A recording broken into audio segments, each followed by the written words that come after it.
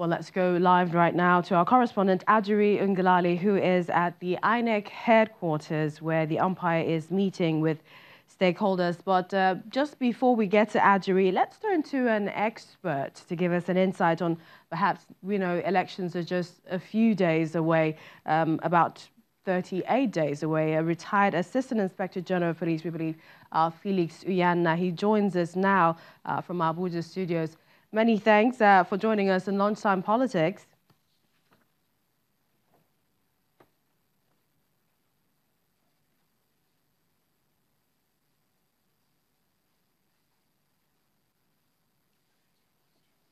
Okay, perhaps we can proceed.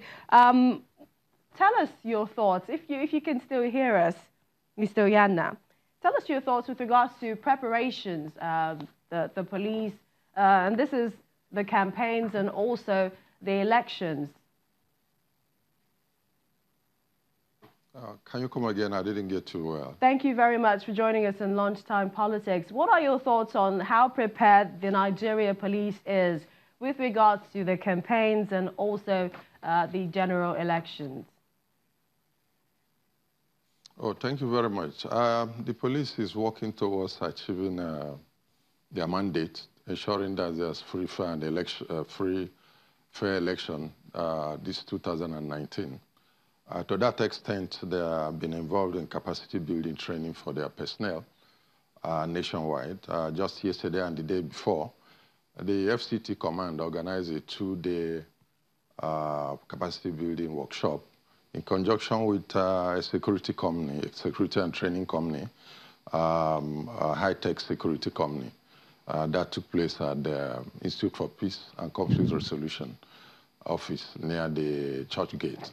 A lot of stakeholders, experts, retired officers of the DSSS and police, and some other lawyers also featured, gave lectures to the men and then analyzed the issues before the elections, during the election, and after the election. In other words, if I may, let's see, for example, what happened in Lagos just yesterday, the NUWT, the NURWT, and the fracas that went on. Would you say that police was adequately prepared for that kind of situation? Because I remember speaking to the police spokesperson, Jimoh Moshood, who said that the police was ready to provide security, safety for the campaigns and also the general elections. But I mean, what we saw yesterday didn't show that they were prepared to forestall any form of violence.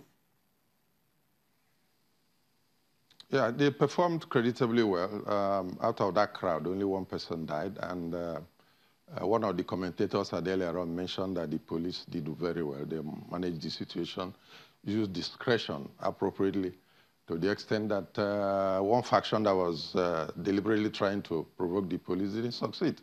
The men managed themselves, controlled their temper, managed the situation very well, so that at the end of the day, they discharged their responsibility absolutely well.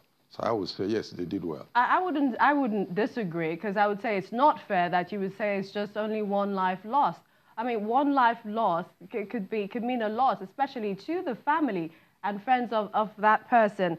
But then, how indeed does the Nigeria Police Force prepare to safeguard citizens in cases of campaigns or perhaps the general election? How do they prepare to make sure that people do not go in with any weapons, for example, in a rally? They do access control. Actually, I was trying to quote the APC Public Secretary for Lagos State, who said that the men commended themselves, discharged their responsibility very well. I wasn't at the scene, but himself, I believe, was there. And he's the one that is giving kudos to the police for having performed well.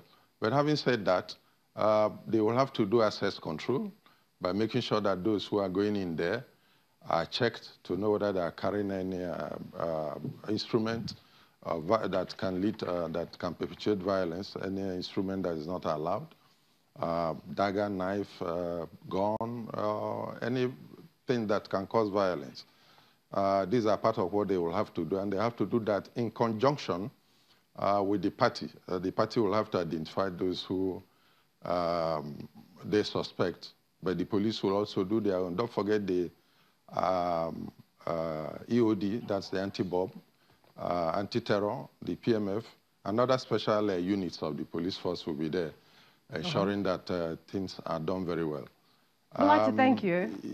Sometimes, of course, they will also be checking the boots of vehicles to make sure that they don't take in any instrument or anything that, like bomb, that capable of has injuring anything that can explode and wound people. We'd like to thank you so much, Mr. Felix Yuan, retired AIG, Police Mobile Force, Abuja, for joining us on that insight.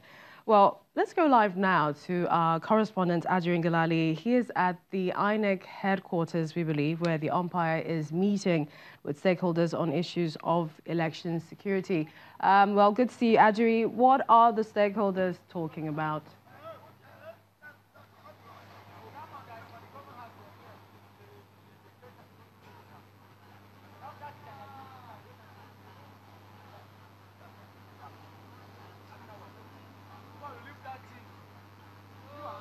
Thank you so much, Millicent. And indeed, we are at the INEC headquarters where there is a quarterly meeting taking place of the Interagency Consultative Committee on Election Security, ICCES.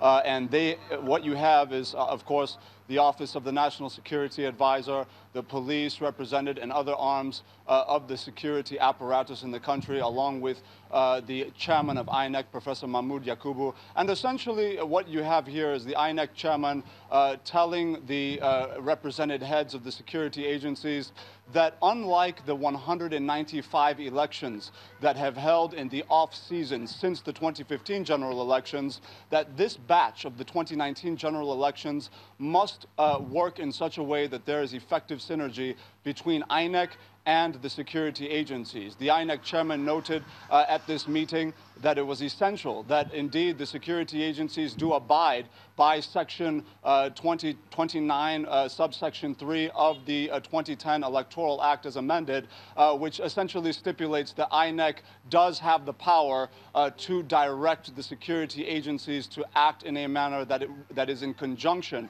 with the plans set out by INEC. They have essentially raised alarm over a scenario in which the security agencies are working on different plans that are at odds with the plans of INEC, and they're hoping that this meeting and essentially this committee at large will solve that problem.